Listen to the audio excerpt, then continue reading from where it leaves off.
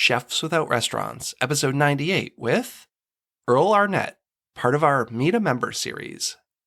You would think, like, if you make really good food and a lot of people have your food, that you would be like, the man and people, it's just constant, nonstop business. You're just never going to have a time to sit down. And places that aren't that great or, don't have the best food, wouldn't be around that long or whatever the case may be. And it's like, it doesn't seem, unless someone knows about you who is a foodie, or someone like you who has a nice platform, you put people on and put the information out there, it's hard to be seen, unfortunately. And a lot of people just follow trends. This is a popular place to eat. The food doesn't even have to be that good, but maybe it's popular on Instagram to take a photo there or whatever the case may be. So in the beginning, that was a little demoralizing, but now it's more so of a thing of, hey, listen, if you stay true to you, you're always consistent, have no negative reviews, repeat customers, new customers, the whole 9 yards, you'll be all right. This is the Chefs Without Restaurants podcast with your host, Chris Spear. Each week, I'll be speaking with food entrepreneurs and people in the culinary industry. If you're interested in learning more about our organization dedicated to helping people build and grow their food businesses, look us up on the web at chefswithoutrestaurants.com and .org, and on Facebook, Instagram, and Twitter at Chefs Without Restaurants. Now, enjoy the show.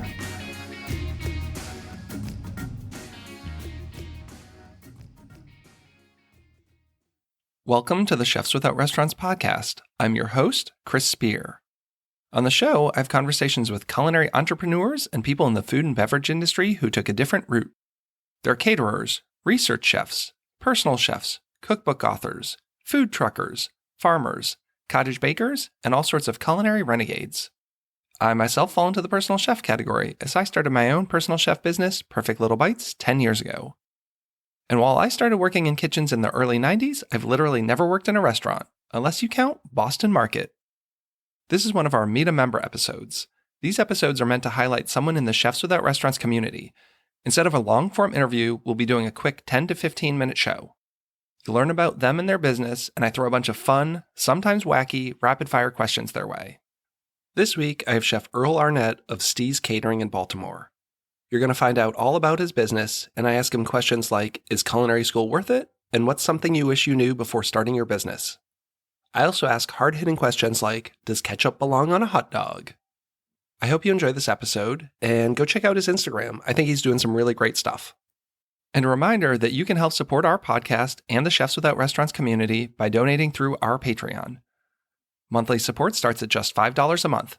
Go to patreon.com/Chefs Without Restaurants to find exclusive recipes and see our tiered rewards. And now, on with the show. Thanks so much, and have a great week. Hey, Earl, welcome to the show. Thanks so much for coming on. I appreciate you having me, man. Thank you. How's things going today? So far, so good. I can't complain. Another day, another opportunity. Yeah, absolutely. I'm doing some prep work today for gigs I got coming up this week. Are you working today? Yeah, I'm working today. Private dinner tonight. Little prep here and there.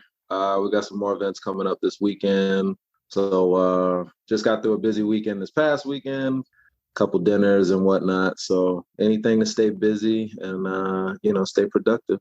Cheers to that. Well, let's do this. Where are you located and what is your business? So I'm located in Baltimore, Maryland, and my business is called Steez Catering. I basically do any private chefing, off-prem type catering, in-home catering, meal prep, you name it. So you do a little of everything in the culinary world. What's your travel radius? Like, where are you serving clients? So pretty much all through the DMV area. People ask me all the time. They'll be like, "Hey, I have an event, or I live in such and such. Is that okay?" And I'm, if the opportunity is good, the money makes sense, and I know I can make a great event out of it, then most definitely I'll travel and come out, and I'll bring all my supplies. Anything I can do to, accommodate the client, but also, keep the integrity of the food, presentation, and the service. So yeah, I'll go pretty much wherever as long as it's a great opportunity. Do you have a crew or are you a one-man show? Before COVID and when things were a little different, bigger events, I would, depending on what was going on, have a crew that would help. Nine times out of 10, one man show. At least I try to be. So why the name Steez Catering? So Steez Catering, Steez comes from basically means style and ease. And my favorite hip hop group coming up was a group called Gangstar. And one of their famous songs is, My Steez. The way that they just carried themselves, the style, the swag, what they represented, was just hip hop on their terms. They were gonna put their style on it, their flair to it, but it was gonna be smooth, and they were gonna have their style, and they were gonna do it with ease. And when it comes to cooking, I try and attack it with the same approach. I want people to be like, "Wow, the food is great," but he made it look so easy, and this wasn't anything complicated, or I'm running around in the kitchen like a chicken with my head cut off or something like that. So I think that's one of the coolest names for a business like this. I think restaurants have to have these really pretentious names with, yeah, seemingly like no meaning to why. It's like aubergine or something like that. yeah, something that just sounds catchy. Yeah. Yeah. You're a culinary graduate, aren't you? Yes, graduated from Johnson& Wales University in Providence, Rhode Island. What year was that? Can I ask? Yeah, I graduated back in 2010. Oh, so you're like a young graduate there. So I went to Johnson Wales Providence, but I graduated in 98. Oh, okay, there we go. Small world there. Yeah, I grew up in Marlboro, Mass. So I was like 45 minutes from Providence, and it seemed like a no-brainer to me. Yeah, I stayed and did the full 4-year bachelor program there. Yeah. I went up. I actually, so when I found out about Johnson& Wales, I was here in Maryland, but originally being from New York, it worked out because our school days were like Monday through Thursday. So, I could easily pop back to New York.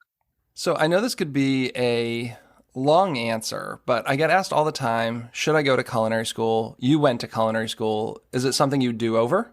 Yeah, most definitely. I tell everybody people, go to school for the experience. I will say, from a learning standpoint of not just food, but people, it was very diverse, which was great.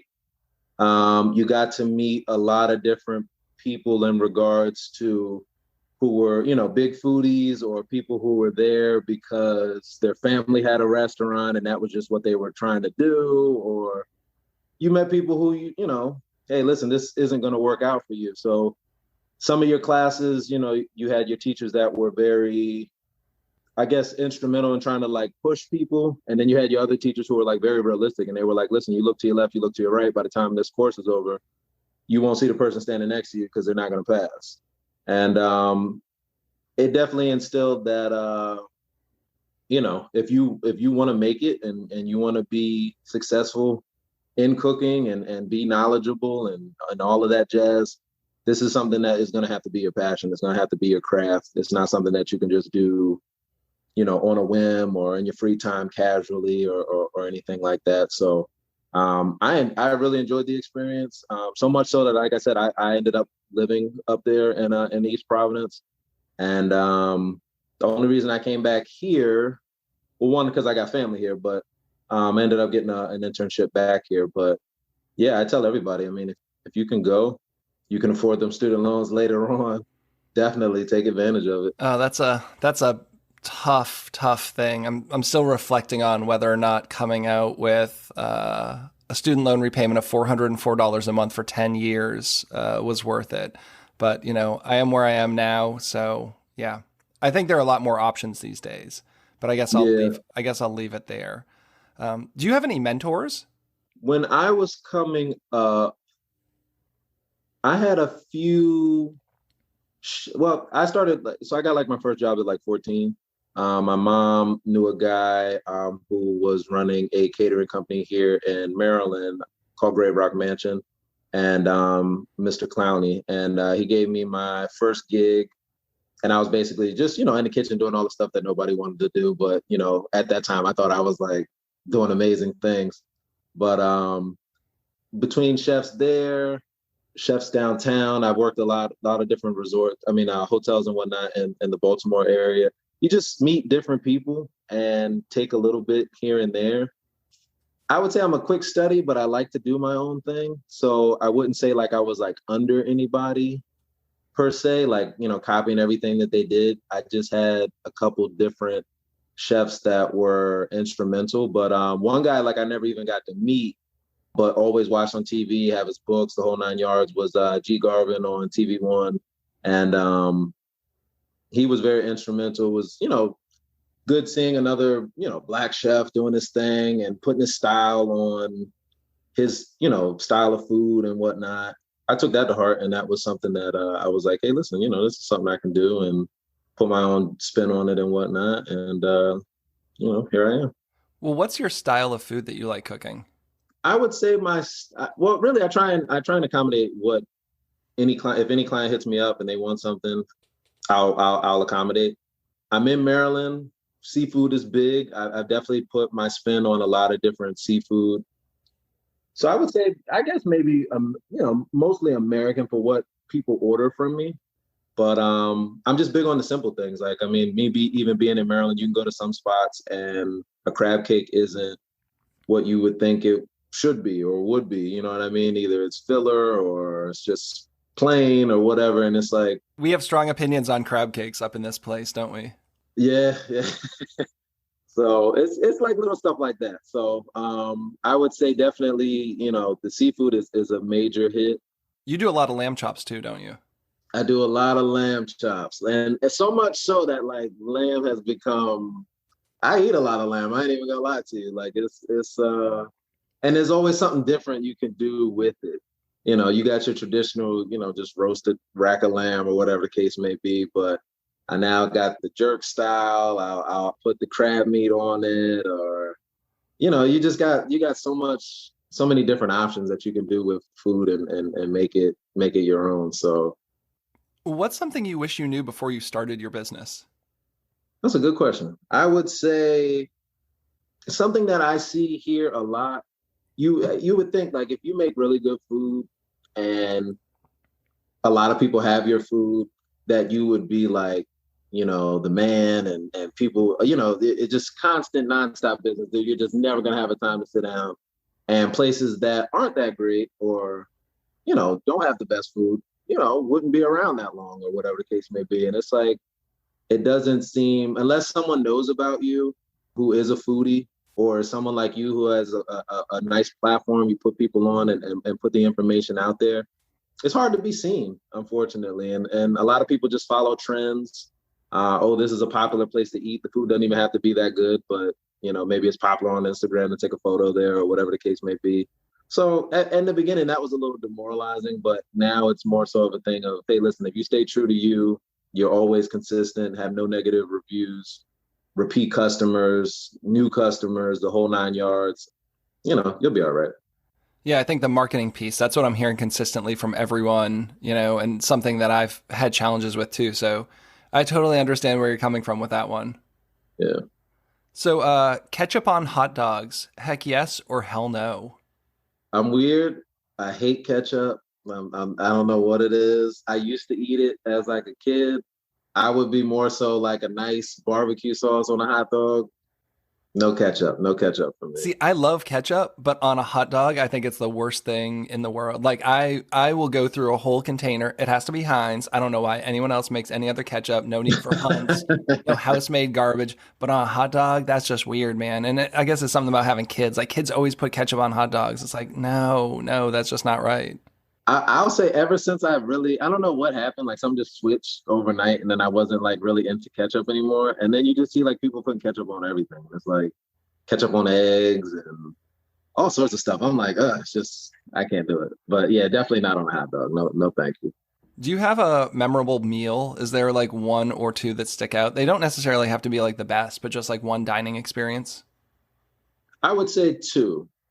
There was a spot in New York called La Traviata, and they made, house-made Italian food and whatnot. And they had a veal parmesan there that was, to me, like to die for. That was my jam right there. And they closed down like years ago, and like I was heartbroken that they closed down. But their veal was good. And then my grandmother had a million and one dishes, so it's really hard to pick one. But she did this fried corn that was like more of like a corn pudding type of deal, But like, even I would say like, even if, and I've tried to like redo it myself, and it's just not the same.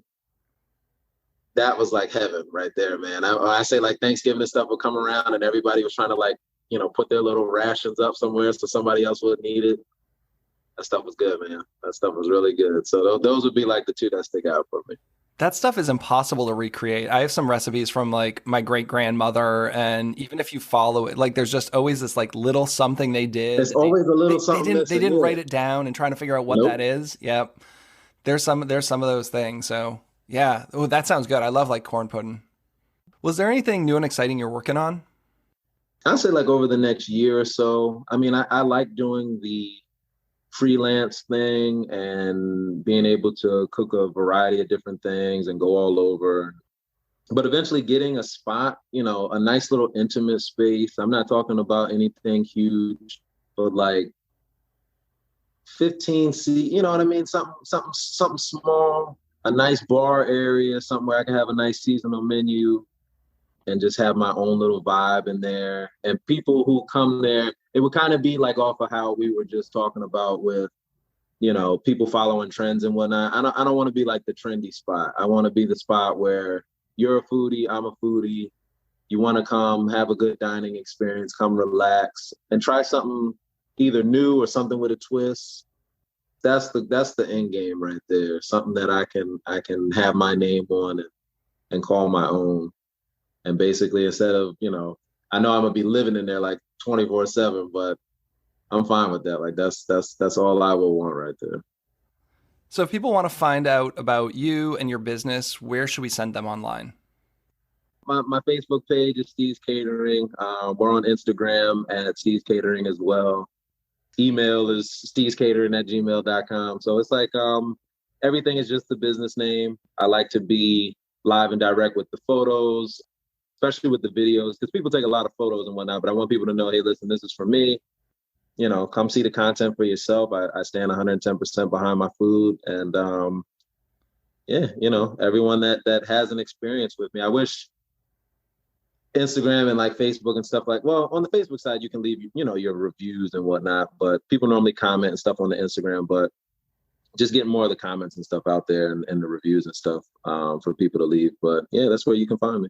It's tough getting reviews. So tough. I have like 50 reviews out of like 1,000 gigs. It's like, come on. Like exactly. I sent a follow-up email with like links, like here's my Google link, here's my Facebook, here's my Yelp, like put it on. People have a great time. I know they have a great time, but just getting them to just go and drop a 5-star review saying everything was great. It's so tough. Exactly. And it's like, that's what I had like the website set up for. And I could send a link to you and say, hey, listen, if you like this and then, how people do, oh yeah, and then it's like, they never get around to it. Yeah. If every time I had an event, someone left a review, I think that would definitely go a long way. People don't understand how good, positive reviews are. To everyone listening out there, go review a business. Just go. It doesn't have to be our business. If it was my business, please go review it. If it was his business, go review it. But like, it really means a lot to small businesses. Also, this podcast, again, I have like 40 reviews and 30,000 downloads. That doesn't seem quite right. If you love the show, you can only rate and review on iTunes right now, but go do that. But thanks so much for coming on the show. I really appreciate it. Thank you for having me. I really appreciate the opportunity, and we're gonna have to get together one of these times, man, and get in the kitchen. I would love to do that. Yeah, man, we'll have to set something up. Yeah. So to all of our Chefs Without Restaurants listeners, as always, this has been Chris, and you can find us at chefswithoutrestaurants.com.org and on all social media platforms. Thanks so much, and have a great day. Thanks for listening to the Chefs Without Restaurants podcast. And if you're interested in being a guest on the show or sponsoring a show, please let us know. We can be reached at chefswithoutrestaurants@gmail.com. Thanks so much.